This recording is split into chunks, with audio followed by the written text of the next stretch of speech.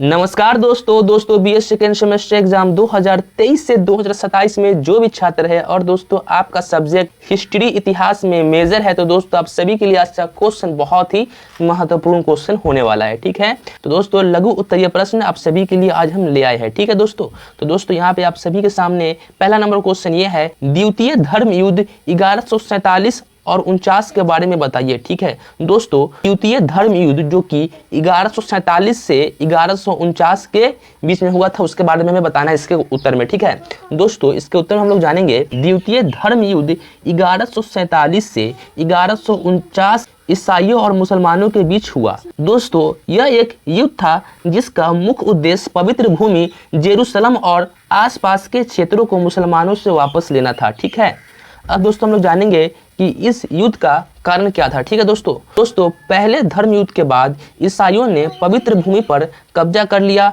लेकिन दोस्तों 1144 में एक मुस्लिम नेता ने ईसाइयों के कब्जे वाले एदेसा नामक शहर को जीत लिया।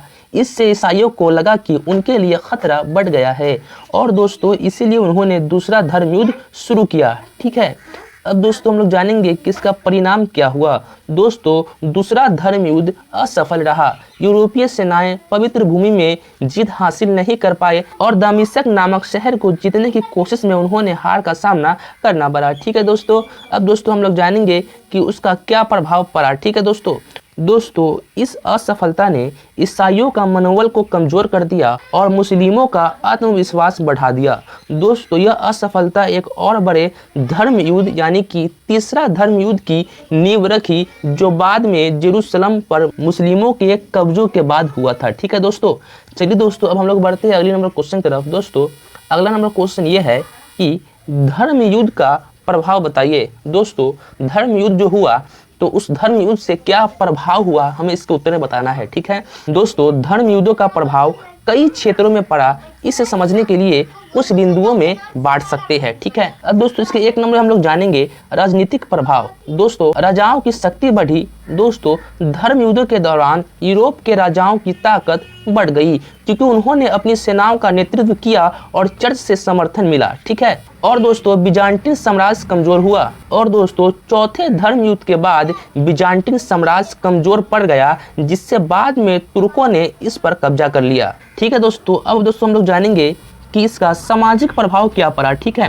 दोस्तों, संस्कृति का आदान प्रदान, यूरोप और इस्लामी दुनिया के बीच सांस्कृतिक और बौद्धिक आदान प्रदान हुआ। ठीक है दोस्तों, यूरोप ने मुस्लिम दुनिया में बहुत कुछ सीखा है। ठीक है दोस्तों, धार्मिक असहिष्णुता बढ़ी और दोस्तों ईसाइयों और मुस्लिमों के बीच तनाव बढ़ गया और दोस्तों कई यहूदी समुदाय पर भी अत्याचार हुए। ठीक है, अब दोस्तों हम लोग जानेंगे कि इसका धार्मिक प्रभाव क्या हुआ। ठीक है दोस्तों, चर्च की शक्ति पर असर हुआ और दोस्तों धर्म युद्धों ने चर्च की ताकत को बढ़ाया, लेकिन धर्म युद्धों की असफलताओं और अत्याचारों ने चर्च की प्रतिष्ठा को भी नुकसान पहुंचाया।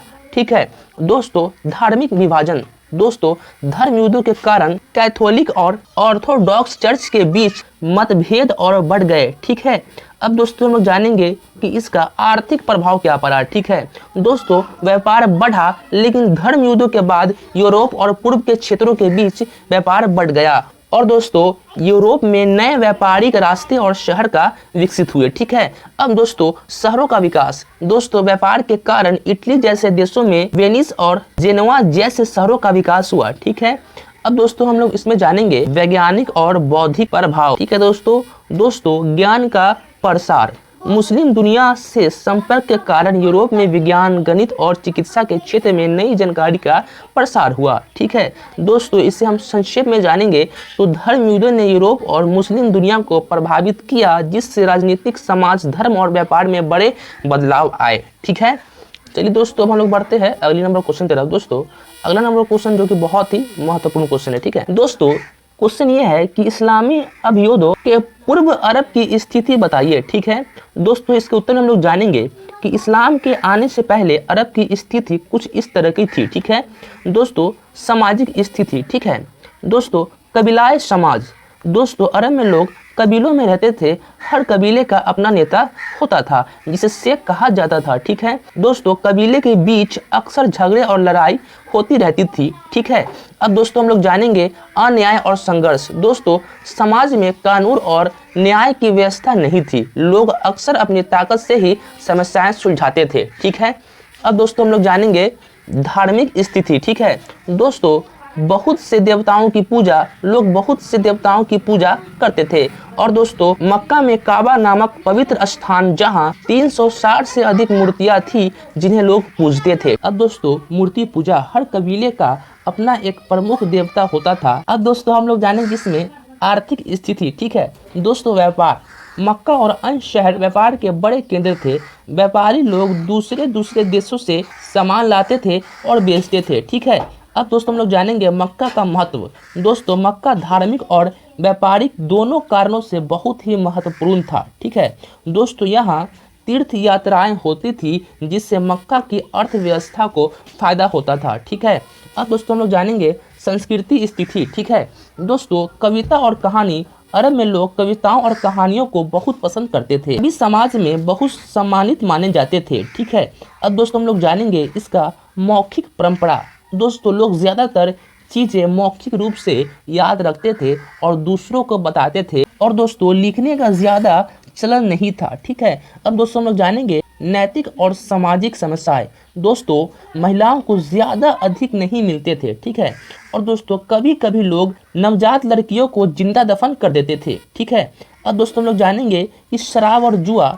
दोस्तों, शराब पीना और जुआ खेलना आम बात थी और दोस्तों इन्हें सामाजिक बुराइयां माना जाता था। ठीक है दोस्तों, इस्लाम के आने के बाद अरब में बहुत बड़े बदलाव आए। इस्लाम ने एक ईश्वर में विश्वास, न्याय और भाईचारे की शिक्षा दी जिससे अरब समाज में सुधार हुआ। ठीक है दोस्तों, अगला नंबर क्वेश्चन ये है, इस्लाम के पूर्व आव की धार्मिक स्थिति के बारे में बताइए। ठीक है दोस्तों, इसके उत्तर हम लोग जानेंगे कि इस्लाम के आने से पहले अरब में धर्म की स्थिति कुछ इस तरह थी। ठीक है दोस्तों, बहुत सारे देवताओं की पूजा। ठीक है दोस्तों, कई देवता, अरब के लोग बहुत सारे देवताओं की पूजा करते थे और दोस्तों हर कबीले का अपना देवता होता था और वह अलग अलग देवताओं को अपने जीवन के विभिन्न पहलुओं के लिए पूजते थे, जैसे कि बारिश, युद्ध या फसल। ठीक है, अब दोस्तों हम लोग जानेंगे काबा। दोस्तों, मक्का में काबा नामक एक पवित्र स्थान था जहां 360 से ज़्यादा मूर्तियां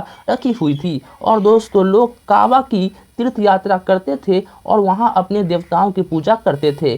ठीक है, अब दोस्तों हम लोग जानेंगे मूर्ति पूजा। ठीक है दोस्तों, मूर्तियां, लोग पत्थर, लकड़ी और धातु की बनी मूर्तियों की पूजा करते थे। वह इन मूर्तियों को अपने देवताओं का प्रतीक मानते थे। ठीक है, अब दोस्तों हम लोग जानेंगे पवित्र स्थान। दोस्तों, मक्का के अलावा अन्य जगहों पर भी पवित्र स्थान थे जहां लोग पूजा करते थे। ठीक है, अब दोस्तों हम लोग जानेंगे अन्य धर्म। दोस्तों, यहूदी और ईसाई, अरब में कुछ लोग यहूदी और ईसाई भी थे जो एक ही ईश्वर को मानते थे। यह लोग मुख्य रूप से हिजाज और यमन के इलाकों में रहते थे। ठीक है दोस्तों, हनीफ। दोस्तों, कुछ लोग हनीफ कहलाते थे जो सिर्फ एक ईश्वर को मानते थे और मूर्ति पूजा नहीं करते थे।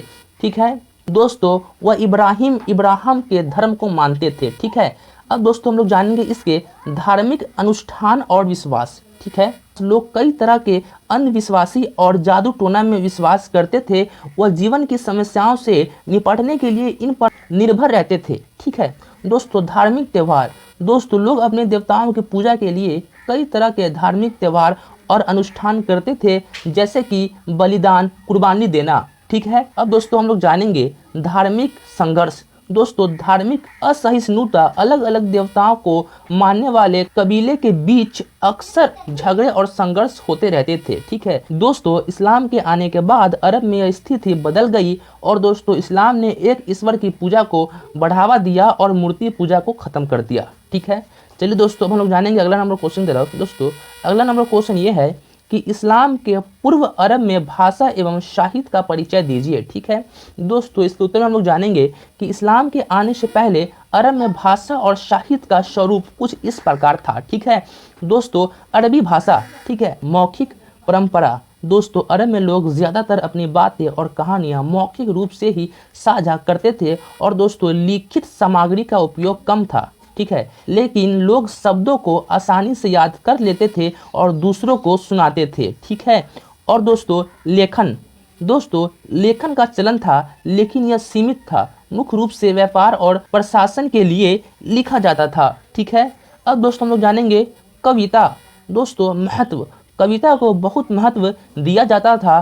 कवि समाज में बहुत आदर प्राप्त करते थे। वह अपनी कविताओं के माध्यम से कबीलों की वीरता, प्रेम और संघर्षों की कहानियाँ सुनाते थे, ठीक है। अब दोस्तों प्रकार, कविता के कई प्रकार थे, जैसे प्रेम कवि, गजल, प्रशंसा कविता, महदी और व्यंग्य कविता, हिजा, ठीक है। दोस्तों मुअल्लक़ात कुछ लंबी और प्रसिद्ध कविताएं थी जिन्हें काबा की देवताओं पर दीवारों पर लटकाया जाता था। इन्हें बहुत श्रेष्ठ माना जाता था, ठीक है। अब दोस्तों हम लोग जानेंगे कसीदा। दोस्तों स्वरूप, कसीदा एक लंबी कविता थी जिनमें प्रेम यात्रा और प्रशंसा के बारे में लिखा जाता था। यह कविताएं अक्सर कबीले या व्यक्तियों की प्रशंसा में होती थी, ठीक है। अब दोस्तों सामाजिक प्रभाव, इन कविताओं के माध्यम से कबीलों का गौरव बढ़ाया जाता था और विरोधी कबीलों की निंदा की जाती थी, ठीक है। अब दोस्तों हम लोग जानेंगे साहित्यिक मेलों और चर्चाएं। दोस्तों मेलों में कवि, दोस्तों अरब में कई मेलों का आयोजन होता था, जैसे सुक ए उकाज, जहाँ कवि अपनी कविताएं सुनाते थे और साहित्यिक प्रतियोगिताएं होती थी, ठीक है। दोस्तों साहित्यिक चर्चाएं, इन मेलों में साहित्यिक चर्चा और प्रतिस्पर्धा होती थी जहाँ कवि अपने श्रेष्ठता साबित करते थे, ठीक है। दोस्तों हम लोग जानेंगे अन्य साहित्य रूप, ठीक है। दोस्तों कहानियाँ और लोक कथाएं। दोस्तों गद्य की बजाय कवि ज़्यादा प्रचलित थी, लेकिन कहानियों और लोक कथाएं भी लोगों के बीच लोकप्रिय था, ठीक है। दोस्तों वंशावली, दोस्तों लोग अपनी वंशावली को बहुत महत्व देते थे और दोस्तों इसे मौखिक रूप से संप्रेषित करते थे, ठीक है। दोस्तों इस्लाम के आने के बाद अरबी भाषा और साहित्य में बड़ा बदलाव आया। कुरान के कारण अरबी भाषा को नया धार्मिक और साहित्य महत्व मिला, ठीक है। दोस्तों आप सभी के लिए जो आज का क्वेश्चन था, जो कि बहुत ही दोस्तों महत्वपूर्ण क्वेश्चन है, जो भी छात्र का परीक्षा आने वाला है, ठीक है। तो आप सभी के लिए मेजर हिस्ट्री का, जो भी छात्र का मेजर हिस्ट्री है, सभी के लिए क्वेश्चन बहुत ही महत्वपूर्ण है। तो वीडियो अच्छा लगा तो वीडियो को लाइक कर दीजिए, अपने प्यारे दोस्तों के पास शेयर कर दीजिए। मिलते हैं अगली वीडियो में, तब तक के लिए जय हिंद, जय भारत।